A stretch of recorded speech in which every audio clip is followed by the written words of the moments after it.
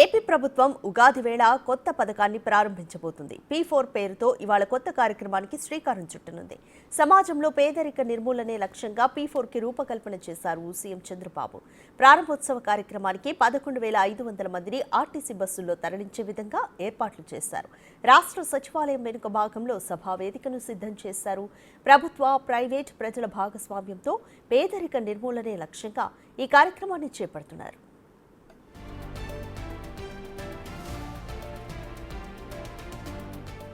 ముఖ్యంగా సమాజంలో ఉన్నత స్థితిలో ఉన్న 10% మంది, అట్టడుగున ఉన్న 20% మంది పేదలను దత్తత తీసుకుని అండగా నిలిచి పేదరికం నుండి పైకి తీసుకురావాలనే ఆశయంతో P4 కార్యక్రమానికి సీఎం చంద్రబాబు శ్రీకారం చుట్టారు.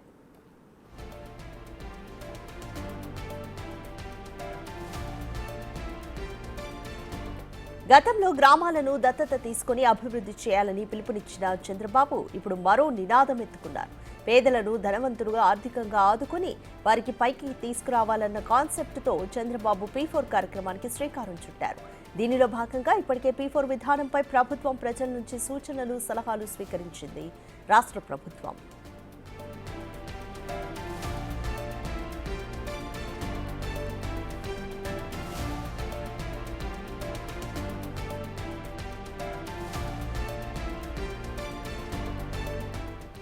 తెలుగు సంవత్సరాది ఉగాది పండుగ వేళ అమరావతిలో సాయంత్రం 5 గంటల నుండి రాత్రి 7 గంటల వరకు వెలగపూడి సచివాలయం వెనుక భాగంలో సభ ఏర్పాట్లు చేశారు.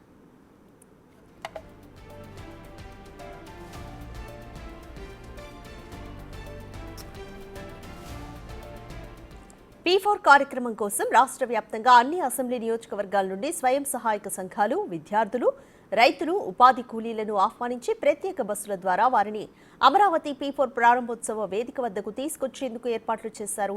సుమారు 3,000 మంది మహిళలు తీసుకురావాలని భావిస్తున్నారు.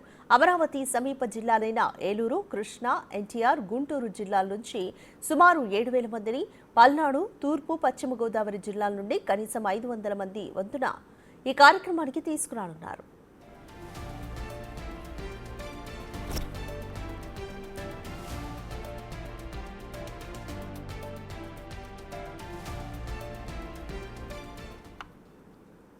ఈ కార్యక్రమానికి తీసుకొచ్చే వారిని సురక్షితంగా తరలించి సురక్షితంగా వారి గమ్యస్థానాలకు చేర్చేందుకు వీలుగా ట్రాఫిక్, భద్రత తదితర అంశాలపై జిల్లా కలెక్టర్లు, ఎస్పీలకు మార్గనిర్దేశం చేసింది.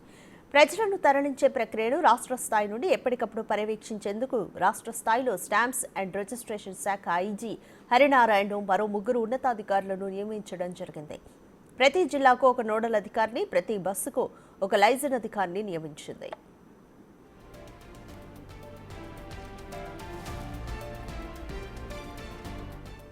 గతంలో బహిరంగ సభలకు తరలించినట్లు రొటీన్ విధానంలో కాకుండా ఒక ప్రత్యేక ఉద్దేశంతో నిర్వహిస్తున్న ఈ కార్యక్రమానికి ఆయా వర్గాల ప్రజలను తీసుకురావాలని ప్రభుత్వం సూచించింది.